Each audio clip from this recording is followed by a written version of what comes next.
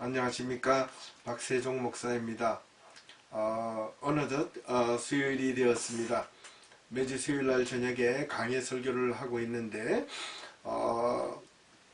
만나지 못해서 아쉬움이 있습니다. 그래도 영상을 통해서 다시 한번 더 우리의 마음과 우리 신앙을 함께 돌아볼 수 있으면 좋겠습니다. 오늘 말씀의 제목이 그의 자손이 복을 받는도다 라는 제목이고요. 본문 말씀은 시편 37편 1절에서 40절까지 있는 말씀입니다. 이 본문 내용이 좀 길기 때문에 이번 주와 다음 주에 걸쳐서 두 단락으로 나누어 말씀을 드리고자 합니다. 오늘은 그 첫 번째로 1절에서 22절까지 말씀을 함께 보고 묵상해 보도록 하겠습니다. 악을 행하는 자들 때문에 불평하지 말며 불의를 행하는 자들을 시기하지 말지어다. 그들은 불과 같이 속히 배임을 당할 것이며 푸른 채소같이 쇠잔할 것이미로다. 여호와를 의뢰하고 선을 행하라. 땅에 머무는 동안 그의 성실을 먹을거리로 삼을지어다. 또 여호와를 기뻐하라. 그가 내 마음의 소원을 내게 이루어 주시리로다. 내 길을 여호와께 맡기라. 그를 의지하면 그가 이루시고 내 의를 빛같이 나타내시며 내 공의를 정오의 빛같이 하시리로다. 여호와 앞에 잠잠하고 참고 기다리라. 자기의 길이 형통하며 악한 꾀를 이루는 자들 때문에 불평하지 말지어다. 분을 거치고 노를 버리며 불평하지 말라. 오히려 악을 만들 뿐이라. 진실로 악을 행하는 자들은 끊어질 것이나 여호와를 소망하는 자들은 땅을 차지하리로다. 잠시 후에는 악인이 없어지리니 내가 그곳을 자세히 살필지라도 없으리로다. 그러나 온유한 자들은 땅을 차지하며 풍성한 화평으로 즐거워하리로다.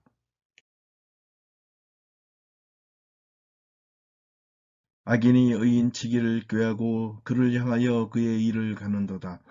그러나 주께서 그를 비웃으시리니 그의 날이 다가옴을 보심이로다. 악인이 칼을 빼고 활을 당겨 가난하고 궁핍한 자를 엎드려 행위가 정직한 자를 죽이고자 하나 그들의 칼은 오히려 그들의 양심을 찌르고 그들의 활은 부러지리로다. 의인의 적은 소유가 악인의 풍부함보다 낫도다. 악인의 팔은 부러지나 의인은 여호와께서 붙드시는도다. 여호와께서 온전한 자의 날을 아시나니 그들의 기업은 영원하리로다. 그들은 환난 때에 부끄러움을 당하지 아니하며 기근의 날에도 풍족할 것이나 악인들은 멸망하고 여호와의 원수들은 어린 양의 기름같이 타서 영계가 되어 없어지리로다. 악인은 꾸고 갚지 아니하나 의인은 은혜를 베풀고 주는도다. 주의 복을 받은 자들은 땅을 차지하고 주의 저주를 받은 자들은 끊어지리로다. 아멘. 오늘 이 시편 37편의 말씀은 다윗의 시로 알려져 있습니다. 다윗은 자신의 지난날의 수많은 역경을 보내고 나이가 들었을 때 악인들의 번영, 악인들의 창궐함을 보고 회의하거나 절망하는 젊은이들에게 자신의 신앙과 경험을 통하여 위로와 권면의 내용을 기록한 시로 알려져 있습니다. 특별히 마르틴 루터는 이 시편 37편에 있는 내용을 가지고 성도들에게 인내가 필요할 때 이 시편 37편을 읽어보라고 권면할 정도로 이 37편을 아주 좋아했습니다. 특별히 우리 성도들도 함께 신앙생활을 하다가 뜻하지 않는 어려움과 고난을 경험하거나 고난을 당할 때 이 시편 37편을 보다 정확하게 알고 읽어보신다면 많은 위로가 될 것을 믿습니다. 이 시편은 무엇보다도 악인들이 활개를 치는 상황에서 의인들이 고통을 당할 때 어떻게 대처해야 하는가를 알려주고 있는 내용입니다. 겉으로는 악인들이 보기에 번영하고 잘되고 좋은 일만 일어나는 것처럼 보여질지라도 과연 그러한가라는 질문을 시작합니다. 그 문제 제기의 결과는 악인들이 아무리 겉으로 잘 되는 것처럼 보여진다 하여도 그것은 일시적이며 종국에는 하나님의 사람은 번성하고 돌아서고 악인들의 결과는 끝이 날 것이라는 내용입니다. 종국에는 하나님이 정하신 때 하나님의 시간에 악인들은 벌을 받을 것이고 의인들은 상을 얻을 것이라는 인과응보적 신앙이 주어져 있습니다. 자, 오늘은 1절에서 22절까지 있는 이 내용의 말씀을 함께 살펴볼 텐데요.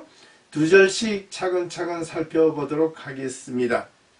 1절에서 2절 말씀입니다. 악을 행하는 자들 때문에 불평하지 말며 불의를 행하는 자들을 시기하지 말지어다. 그들은 풀과 같이 속히 배임을 당할 것이며 푸른 채소같이 쇠잔할 것이미로다. 여기서 악을 행하는 자라는 이 라란 히브리어가 사용하고 있습니다.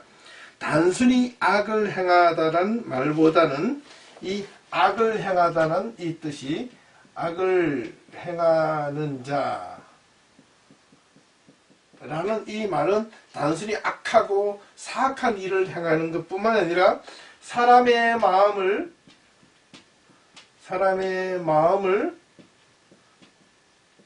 상하게 하는 자 이런 뜻으로 사용할 수가 있습니다. 그러니까 살펴보면 이렇습니다. 사람의 마음을 상하게 하거나 힘들게 하는 자들에게 때문에 네가 불평하지 말며 라는 뜻입니다. 예, 사람의 마음을 상하게 한다는 뜻입니까? 예, 불평하다는 이 단어의 뜻은 단순히 complain 하는 뜻보다는 너 자신을 흥분시키지 말라라는 뜻입니다. 사람의 마음을 상하게 하는 자로 인하여 네 자신이 괴롭다고 화를 내거나 짜증을 내지 말라는 뜻입니다. 참 그렇습니다. 또 그리고 여기 보면 불의를 행하는 자들을 시기하지 말지어다 라는 말로 기록하고 있습니다. 사람의 시기는 그냥 나오는 것이 아닙니다. 시기는 반드시 이전에 질투가 유발됩니다. 질투는 욕심에서 나오는 것이고 남들에게 베풀지 못하고 배려하지 못하는 가운데 일어나는 인간의 탐욕 가운데 하나이기 때문에 그렇습니다. 그러한 자들은 성경은 똑같이 악한 자로 기록하고 있습니다. 불의를 행하는 자와 악을 행하는 자, 이건 동일하게 보고 있다는 뜻이죠. 사람은 마음이 차분해야 무엇이든 바르게 볼 수 있는데 사람의 마음속에서 안절부절하거나 불안해하거나 흥분되면 안정을 찾지 못하고 불안하고 짜증나고 오히려 자신의 육체마저 힘들게 하기 때문에 그렇습니다. 다윗 주변을 돌아보면 젊은 시절부터 나이 들 때까지 다윗 곁에는 충신도 있었고 간신도 있었습니다. 다윗이 힘이 있을 때는 많은 사람들이 자신의 곁으로 몰려왔지만 정작 자신이 힘이 없거나 쫓겨날 때 아들들의 편에 서서 아버지 다윗을 죽이려 했던 부하들도 있었습니다. 그럴 때마다 다윗의 마음이 평정을 찾지 못했더라면 아마 다윗은 10번, 20번 넘게 자기 성질에 못 이겨서 그만 어떻게 되고 말았을지도 모릅니다. 하지만 다윗은 자신의 삶을 때로는 빗나가고 잘못된 길로 들어서기도 하고 하나님 앞에 범죄도 저질렀지만 끝까지 자신의 마음을 돌이켜 하나님 앞에 바르게 세우려고 노력했기 때문에 다윗은 위대한 왕이 될 수 있었던 겁니다. 그래서 3절에서 4절에 다윗은 또 이렇게 고백하고 있습니다. 여호와를 의뢰하고 선을 행하라. 땅에 머무는 동안 그의 성실을 먹을거리로 삼을지어다. 또 여호와를 기뻐하라. 그가 내 마음의 소원을 내게 이루어 주시리라. 이 다윗의 고백은 참으로 놀랍습니다. 여호와를 의뢰하고 이 의뢰하다 이 의뢰하다는 이 단어의 뜻은 신뢰하다라는 뜻도 있습니다. 신뢰하다. 어떻게 하나님을 신뢰할 수 있을까라는 겁니다. 근데 여기에서는 이 여호와를 신뢰하다, 신뢰라는 단어가 이게 바라보다, 희망을 걸다라는 뜻도 있습니다. 그러니까 여호와께 희망을 걸고 여호와를 바라보라는 뜻입니다. 여호와께 비전과 꿈을 두고 선을 행하라는 뜻도 있습니다. 여호와를 의뢰하고 선을 행하라. 땅에 머무는 동안 그의 성실을 먹을 거리로 삼을지어다. 땅에 머무는 동안, 이 말은 네가 이 땅에 사는 동안 그를 향한 신뢰를 내 음식을 먹듯 그렇게 삼을지어다. 그리고 여호와를 기뻐하라. 그가 내 마음의 소원을 내게 이루어 주시리라. 여호와를 기뻐하라. 지금 우리가 고통을 당하고 있는데 여호와를 기뻐할 수 있을까요? 여호와를 기뻐하라라는 말보다는 여기는 여호와 안에서 기뻐하라. 이 NIV 성경에 보면 이렇게 기록하고 있습니다. Take delight. Take delight in the Lord라는 말을 쓰고 있습니다. 그런데 in이라는 여호와 안에서 기뻐하라라는 뜻도 있지만은 toward, 이게 여호와를 바라보며 여호와를 향해서 기뻐하라는 겁니다. 하나님을 향하여 기뻐할 수 있는 마음을 가지라는 뜻입니다. 네가 네 마음속에서 바라는 것을 그러면 주실 것이라는 겁니다. 이 방향을 의미하는 거거든요. toward라는 것은 그죠? 누구를 향하여 바라보다 라는 뜻이 있지 않습니까? 그리고 내가 내 안에서, 하나님 여호와 안에서라는 말도 표현할 수가 있지만은, 그러니까 여호와를 향하여 기뻐하라. 내가 세상을 향하여, 물질을 향하여, 내가 세상의 어떤 부귀와 영혼을 향하여 기뻐하는 것보다 내가 여호와를 향하여 기뻐할 수 있는 그런 마음을 가진다면 여호와께서 네 마음의 소원을 이루어 주시겠다는 뜻입니다. 우리는 살다 보면 하나님을 향하여 마음이 있다고 하지만은 종종 세상을 향하여 눈이 가거나 마음이 가고 기뻐할 때가 있습니다. 네, 때로는 그것도 나쁘지는 않지만 그것이 전부가 되어서는 안 된다는 뜻입니다. 오직 우리에게 그 물질과 세상의 기쁨도 주는 것은 여호와 하나님이라는 사실을 믿고 그 여호와 하나님께 의지하는 마음을 가지라는 뜻입니다. 5절에서 6절 말씀을 읽습니다. 내 길을 여호와께 맡기라. 그를 의지하면 그가 이루시고 내 의를 빛같이 나타내시며 내 공의를 정오의 빛같이 하시리로다. 참 이 구절을 우리가 좋아하는데요. 내 길을 여호와께 맡기라. 내 길을 여호와께 맡기라. 이렇게 먼저 동사 가운데 우리가 히브리어서 맡기다라는 단어 있죠. 맡기다.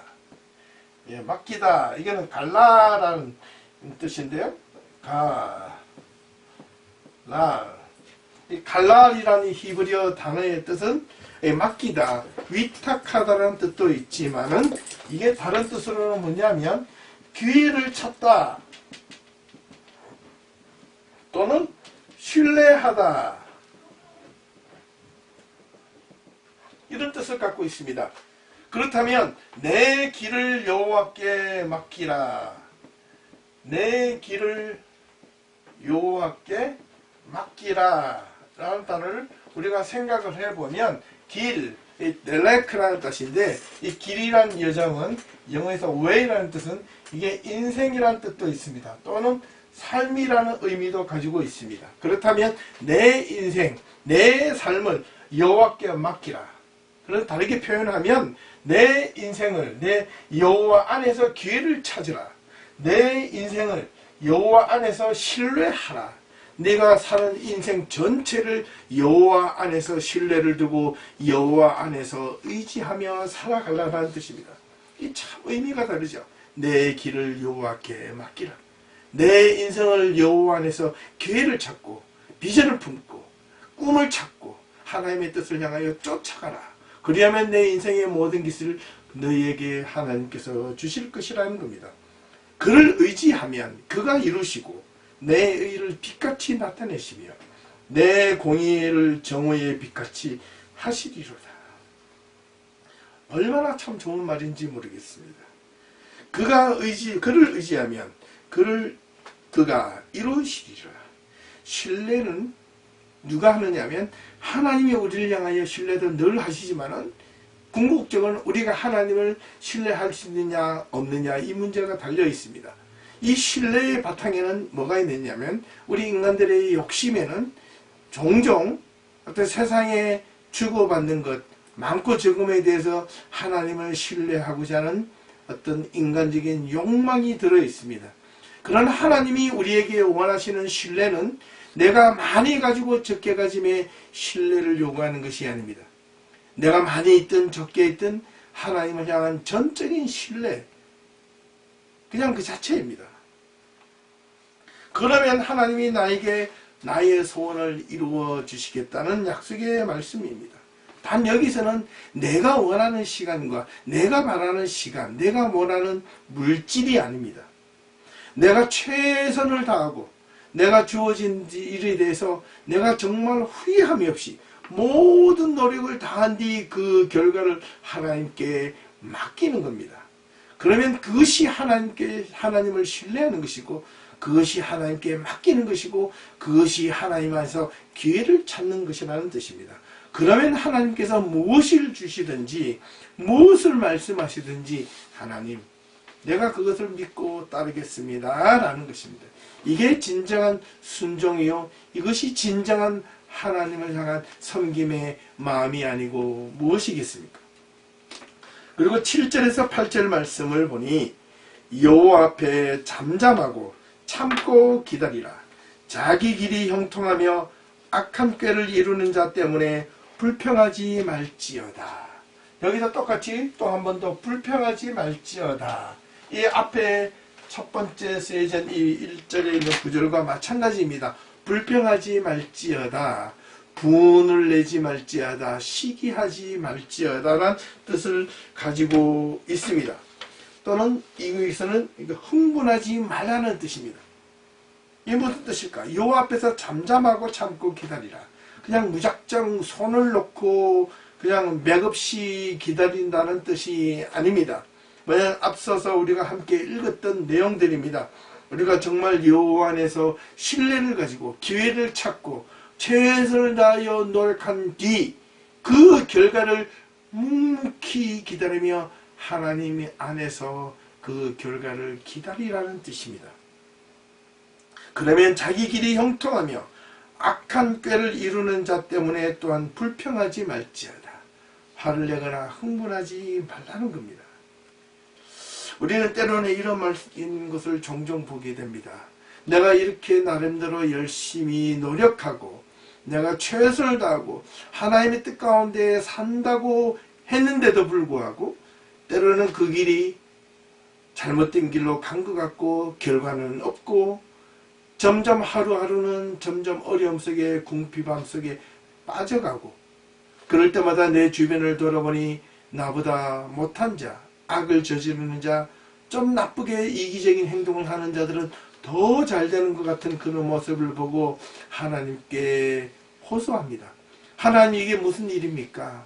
나는 하나님 앞에 열심을 다하고 최선을 다하고 노력을 했는데 왜 나는 이런 결과를 가져다주고 저 나쁜 짓을 저지르는 저 악한 자들과 악을 행하는 자들은 왜 그리 저렇게 잘 됩니까? 하나님 이거 너무 하시지 않습니까? 라고 불평할 수 있습니다. 그런데요, 그 이면을 조용히 들여다보면 또 다른 문제가 있습니다. 그게 무엇이냐면 바로 하나님 앞에서 자기 의가 들어있다는 겁니다. 내 의가 먼저 살아있음을 발견한다면 내 자랑, 내 의가 또 다른 나를 교만의 자리로 이끌어 간다는 것을 모를 때 하나님을 향하여 불평의 목소리가 나올 수 있다는 겁니다. 우리는 그렇습니다. 자칫 잘못하면, 한순간이라도 우리가 잘못하면 정말 금방 하나님 앞에서 이렇게 교만을 저지를 수 있습니다.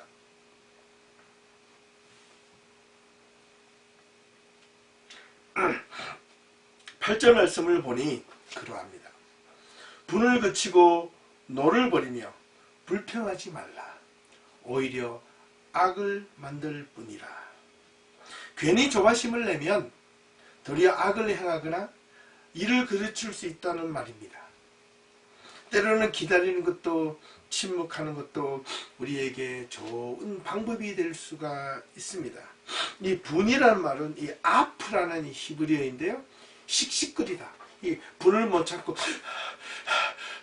이거는 불평하다, 흥분하다는 뜻과도 유사합니다. 그리고 노를 버리라. 이 노라는 뜻은 해마, 열받는 겁니다. 열을 받는 겁니다. 그래서 이 분노와 노는 같은 의미로 종종 붙여서 사용합니다. 이 분은 그치어야 되고 노는 끊어내야 됩니다. 9절에서 10절 말씀을 보니 진실로 악을 행하는 자들은 끊어질 것이나 여호와를 소망하는 자들은 땅을 차지하리로다. 잠시 후에는 악인이 없어지리니 내가 그것을 살필지라도 없으리로다. 그러나 온유한 자들은 땅을 차지하며 풍성한 화평으로 즐거워하리로다. 여기에는 땅을 차지하다라는 내용은 두 부류로 설명을 하고 있습니다. 땅을 차지하리로다. 두 부류로 설명을 하고 있는데 그 첫 번째 부류는 누구이냐 하면 여호와를 소망하는 자. 여호와를 소망하는 자가 땅을 차지하고요. 그 다음에 두 번째에 온유한 자가 땅을 차지할 것이라 설명하고 있습니다. 우리가 마태복음 5장 예수님께서 말씀하셨던 팔복에 보면 온유한 자는 복이 있나니 저희가 땅을 차지할 것이며 땅을 얻을 것입니다. 우리는 이 땅을 차지하다라는 이 개념은 이 소유의 개념, 이 개념으로 영어에서 inherit라는 뜻을 다루는데 이 유산으로 상속으로 물려받다라는 그런 뜻으로 사용하고 있는데 히브리어 원어에서 조금 더 의미를 따져보면 전혀 다른 뜻을 사용하고 있습니다. 한번 잘 보실까요? 여호와를 소망하는 자는 땅을 차지하리로다. 온유한 자는 땅을 차지하리로다. 이 땅을 차지하리로다 이 말 의미에 또 다른 깊은 뜻이 있다면 그게 어떤 뜻이겠습니까? 땅을 차지하리로다 라는 이 뜻은 원래 이 동사의 유형에서는 확고하다. 땅이라는 것은 이 에레치라는 히브리어인데 땅이라는 이 단어는 확고하다, 불변하다, 흔들리지 않다. 이런 불확실한 이 동사적 의미를 가지고 이 땅이라는 단어가 나왔다는 겁니다. 그렇다면 이렇게 한번 해석을 해볼까요? 여호와를 향하여 소망을 가지는 자는 흔들림이 없으리로다. 이 유대인적 개념에서는 이런 단어를 쓰면 그게 무슨 뜻인지 탁 알아차립니다. 그러니까 우리는 땅을 차지하리다. 유산으로 상속으로 물려받다. 그러면 내가 이 대지의 땅 한 필지 두 필지 막 큰 넓은 땅을 내가 차지하는 것처럼 보여지는데 이 히브리적 개념에서는 땅을 차지하리라. 여호와께 소망을 두는 자는 땅을 차지하리로다. 이렇게 되면요, 그 의미상 여호와를 소망하는 자는 내가 흔들리지 않을 것이로다. 이렇게 이해를 한다는 겁니다. 보세요. 여호와께 소망을 두는 자는 불변하고 흔들리지 않을 것이다.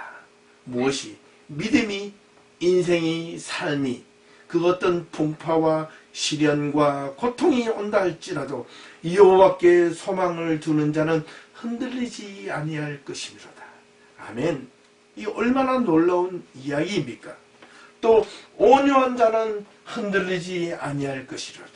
이 온유한 자라는 단어는 영어에서 더 meek란 말을 사용하고 있는데 부드럽다, 온순하다 이런 뜻도 되지만 여기에서 이야기하고 있는 것은 민수기 12장에 보면 이 모세를 향하여 하나님께서 말씀하신 것이 있습니다. 이 사람 모세는 지면의 모든 사람보다 그 온유함이 지면의 모든 사람보다 승하더라. 더 크다, 높다라는 뜻입니다. 여기서 말하는 이 온유함이라는 뜻은 the meek 또는 meekness라는 이 단어는 뭐냐면 하나님 앞에 겸손한 자, the humble, 하나님 앞에 겸손한 자라는 뜻입니다. 하나님 앞에 겸한 마음을 가지는 자, 겸손한 자에게 하나님 앞에 겸손한 자가 흔들리지 아니할 것이로다.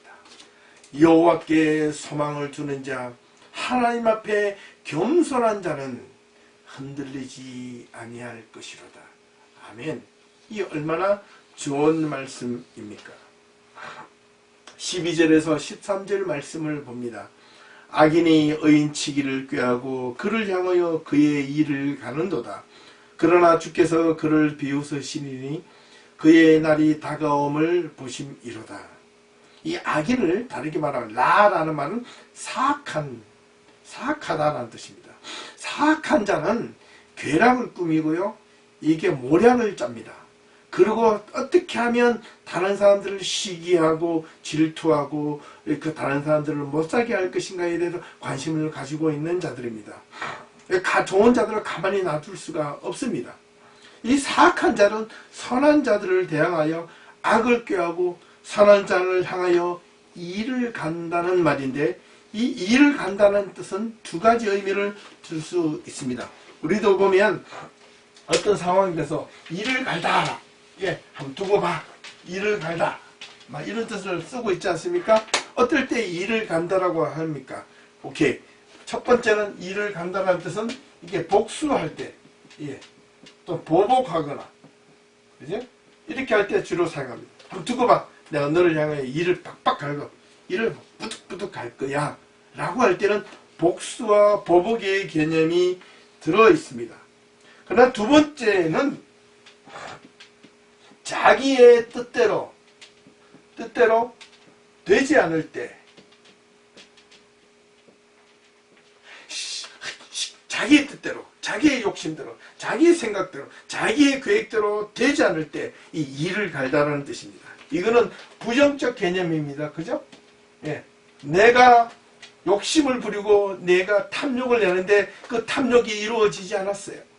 내가 어떻게 뭔가 이렇게 나쁜 짓을 꾸며가지고 내가 이득을 취하고 싶은데 잘 안 됐어요. 그리고 자기 뜻대로 되지 않을 때 이렇게 분을 내고요. 이게 이게 뭐냐면 자기가 속으로 이렇게 막 노를 부리는 거예요. 그때 하는 것을 일을 갈다라는 뜻입니다. 상당히 부정적인 개념으로 사용하고 있는 내용입니다. 그러면 이게 복수를 계획하거나 두고 보자는 식의 생각입니다. 악인들은 의인치기를 꾀하고 그를 향하여 선인들을 향하여 착한 사람들을 향하여 하나님의 사람들을 향하여 일을 가는도다. 그러나 주께서 그를 비웃으시리로다. 왜 비웃으실까요? 그래, 해봐. 한번 해봐. 네가 금방은 잘 되는 것 같지만은 내가 나의 때 마지막 나의 카이로스 나의 시간에 너는 언젠가는 그것이 멸망하고 말 테니까. 그의 날이 다가옴을 보심이로다. 누가? 하나님께서, 여호와께서, 주께서 그들을 비웃으시는 것은 그들은 순간적으로 잘 된 것 같지만 결국에는 그들의 날이 끝이 어떻게 될 것이라는 것은 하나님은 알고 계신다는 뜻이기 때문에 그렇습니다. 14절에서 15절 말씀으로 갑니다. 악인이 칼을 빼고 활을 당겨 가난하고 궁핍한 자를 엎드려뜨리며 행위가 정직한 자를 죽이고자 하나 그들의 칼은 오히려 그들의 양심을 찌르고 그들의 활은 부러지리로다. 여기서 가난하고 궁핍한 자, 정직한 자가 바로 의인으로 표현하고 있습니다. 의인으로 설명하고 있습니다. 자, 그렇다면 가난하고 궁핍한 자, 이는 무조건 우리가 물리적으로 가난하고 이렇게 궁핍하고 없어서 이렇게 도움을 청하는 자, 이게 못 사는 자를 뜻하는 것이 아니고요. 여기서 말하는 이 가난하고 궁핍한 자, 이 가난하고 궁핍한 자라는 뜻은 어떻게 보면 심히 가난하다, 심히 고통받고 궁핍한 자, 절대적으로 하나님의 도움을 필요로 하는 자, 이런 비유입니다. 예. 그렇다면 심히 고통받고 하나님의 도움을 절실하게 필요로 하는 자, 그런 자를 악인들이 칼을 빼어서 엎드려뜨리고 넘어뜨리고 무너뜨리게 만든다는 겁니다. 그러면 악인들이 무엇을 가지고 이 가난하고 궁핍한 자를 넘어뜨리게 만들까요? 바로 물질입니다. 가난하고 궁핍하기 때문에 이게 돈이나 물질을 가지고 그 사람을 유혹하고 그 사람을 흔들어 버리고, 자, 이것 좀 줄 테니까 너 나를 따라와. 교회 나가지 마. 예수 믿지 마. 하나님이 널 도와주시든 안 도와주시잖아. 이렇게 유혹을 하는 겁니다. 그러나 하나님은 그렇게 설명하지 않습니다. 그리고 의의 행위, 악한 자들의 행위가 정직한 자를 죽이고자 하나, 정직한 자를 죽이고자 하나, 오히려 그들의 칼은 누구의 칼? 악인들의 칼. 그들의 칼은 오히려 그들의 양심을 찌르고 그들의 활은 부러지리로다. 예. 이 말은 결국 그들의 계획은, 악인들의 계획, 악한 자의 계획은 무산되고 사그러지고 말 것이라는 뜻입니다. 그들의 칼은 오히려 그들의 양심을 찌르고, 이 양심이란 단어가 히브리어로 레브입니다. 레브. 그런 마음이란 뜻이죠. 뭐냐면 그들의 칼이 오히려 그들의 마음을 찌른다고 이야기하고 있습니다. 네, 그렇죠. 어떻게 보면 악을 행하는 자들은 이미 그 악을 행하는 그 자체로 자기 양심에 화인을 맞은 겁니다. 그리고 자기 양심에 이미 상처를 받고 고통을 받는 겁니다. 아무리 악을 행하는 자들도 담담하다, 대담하다, 괜찮다 그러지만은 그 악을 행하는 자들의 마음을 들여다보면 온갖 상처로 남아 있습니다. 온갖 괴로움과 고통의 자리로 남아 있습니다. 슬픔과 비애, 고통, 절망으로 가득 차 있는 자들이 악한 자들의 마음입니다. 이미 악한 행위로 자기 스스로에게 고통을 받고 있고 괴로움을 받고 있고 절망 가운데 있습니다. 이것을 남들에게 주고 싶은 거예요. 나만 고통받을 수 없지. 나만 절망에 빠질 수 없지. 그래서 악을 전가시키는 힘이 있습니다. 이 악이라는 것은요, 자기 자신에게 힘을 주는 것이 아니라 전가시키는 힘이 있습니다. 이 마치 이 악은요, 지금 코로나 바이러스와 같습니다. 바이러스는 자기 스스로 힘을 발휘할 수가 없죠. 그렇습니다. 그래서 누군가가 숙주가 필요하고 자가 정식을 필요한 어떤 대상을 삼습니다. 마찬가지로 이 악도 마찬가지입니다. 악은 그 자체로 힘을 발휘할 수가 없습니다. 그러나 인간의 마음을 흔들어 놓고 인간의 마음 속에 들어와서 이렇게 탐욕, 그 다음에 교만, 시기, 질투라는 숙주를 찾아서 그것을 증폭시킵니다. 그 증폭이 될 때 사람은 악하게 행동을 하게 되어 있다는 뜻입니다. 16절에서 17절 말씀입니다. 의인의 적은 소유가 악인의 풍부함보다 낫도다. 악인의 팔은 부러지나 의인은 여호와께서 붙드시는도다. 참 이 말도 이 히브리인들이 또 다윗이 이런 글을 썼을 때 이 내용의 의미를 알 수 있다면 얼마나 놀라운 구절인지 모릅니다. 16절 말씀에 이게 소유의 개념이 있는데 오늘과 같이 이 물질 만능주의 시대에 살아가는 우리들은 이 소유라는 것이 얼마나 인간의 살아가는 삶의 중심이 되고 있는지 모릅니다. 특별히 이번 코로나19로 인하여 우리 주변에 많은 사람들이 고통을 받고 있습니다. 혹자들은 사회학자나 또 다른 여러 학자들은 이렇게 설명하기도 합니다. 이번 코로나19가 단지 바이러스의 문제가 아니라 인간의 탐욕과 욕망과 물질 만능주의 시대에 인간이 끝없이 질투하는 이 탐욕과 욕망의 결과라고 이야기하기도 합니다. 저는 그 말에 의미가 있다고 생각합니다. 바로 탐욕의 발로입니다.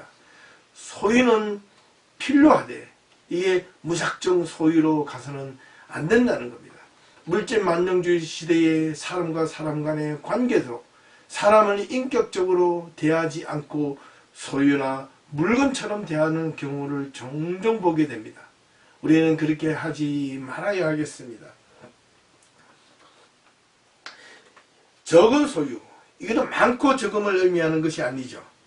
역설적으로 많이 가져서 교만하고 적게 가져서 비참하다는 말이 아니라 적게 가짐으로써 겸손한 마음을 가질 수 있는 마음을 뜻하는 겁니다. 의인의 적은 소유가 악인의 풍부함보다 나은 이유가 무엇이겠습니까?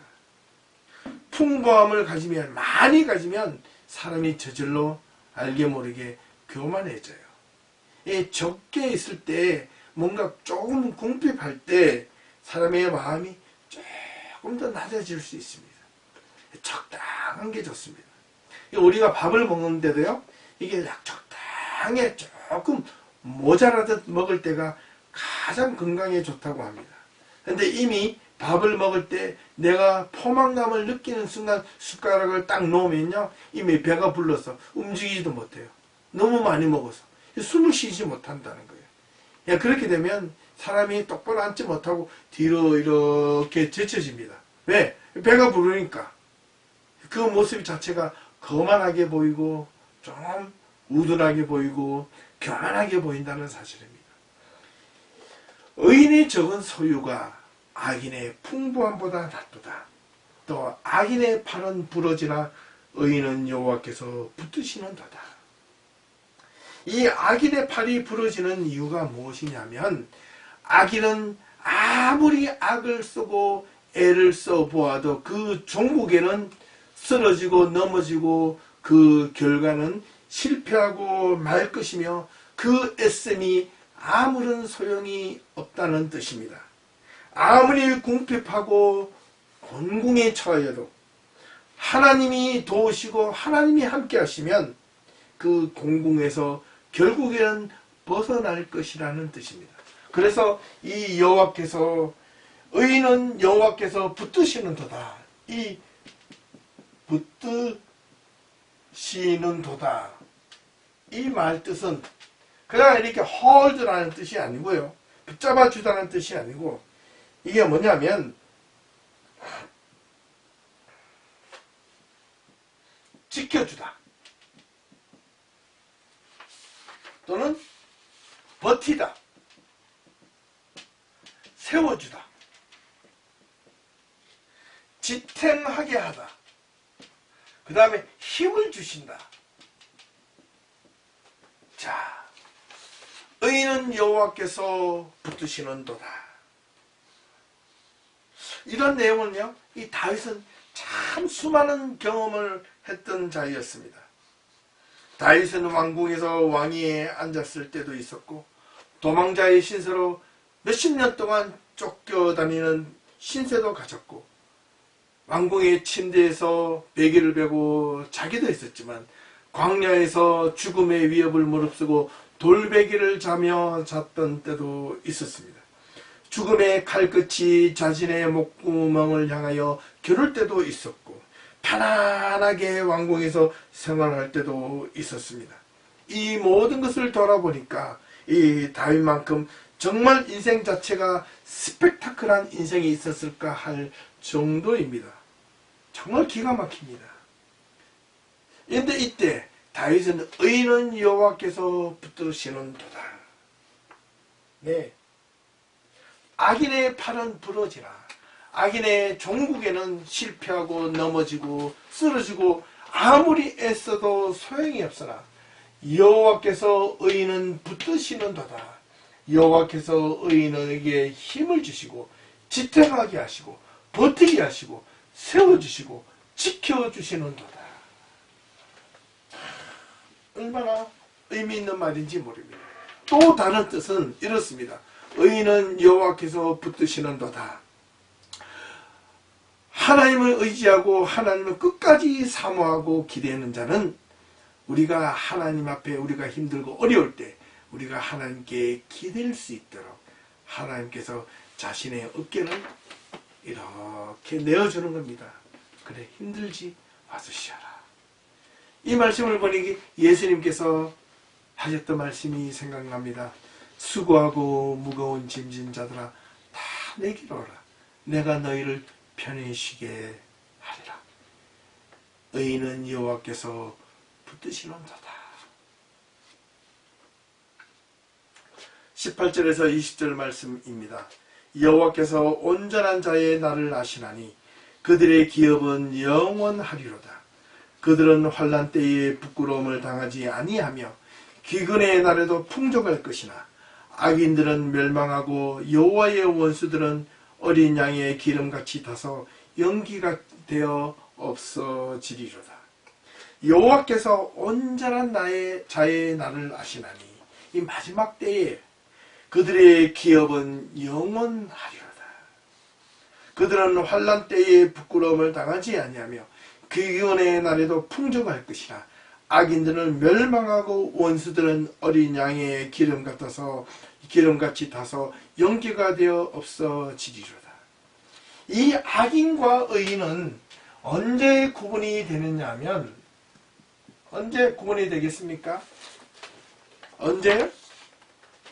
그거는 바로 환난 날에, 기근이 있는 날에, 어떻게 말하면 이 시험이 있고 고통이 있고 절망이 있고 사람이 살아갈 때 문제가 있는 자리에서 의인과 악인의 행동은 달라질 수 있다는 뜻입니다.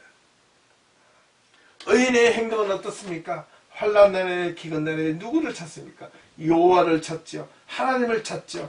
내가 지금 환난 날에 기근 날에 무엇을 해야 될지를 찾는 반면 악인들은 환난 날에 기근 날에 무엇을 찾습니까?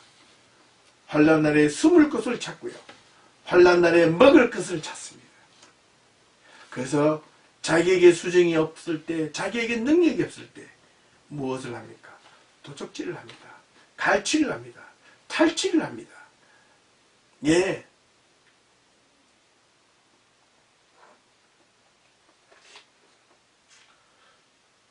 지금처럼 어렵고 힘든 이 시기에 우리 크리스찬들과 넌 크리스찬들이 정말 이 환난과 기근의 날에 시험과 고통과 절망이 있는 자리에 우리의 삶 앞에 문제가 있는 자리에 크리스찬들의 행동과 삶이 달라져야 되지 않겠습니까?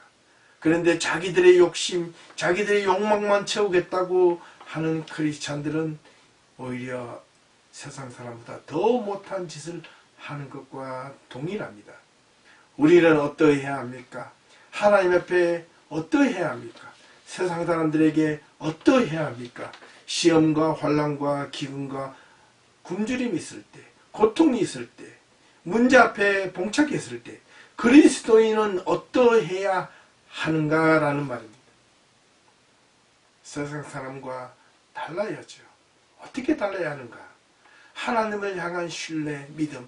우리가 1절부터 쭉 내려왔을 때 그 의미를 다시 한 번 더 복기해 보십시오.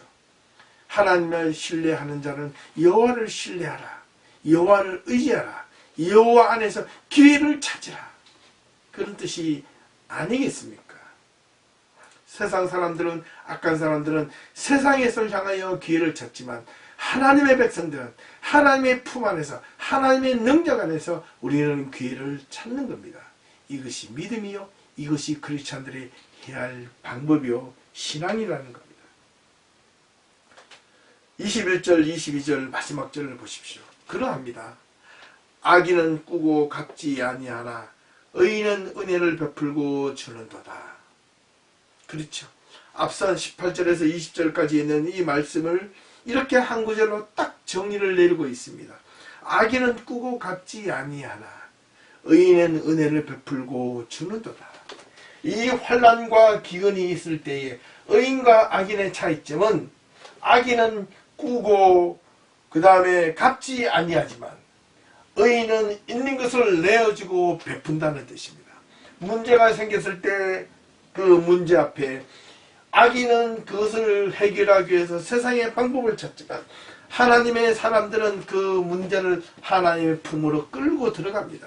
그리고 문제의 자리로 하나님을 초청합니다. 하나님 함께하여 주시옵소서. 이것이 믿음의 사람들이 해야 할 역할이 아니겠습니까?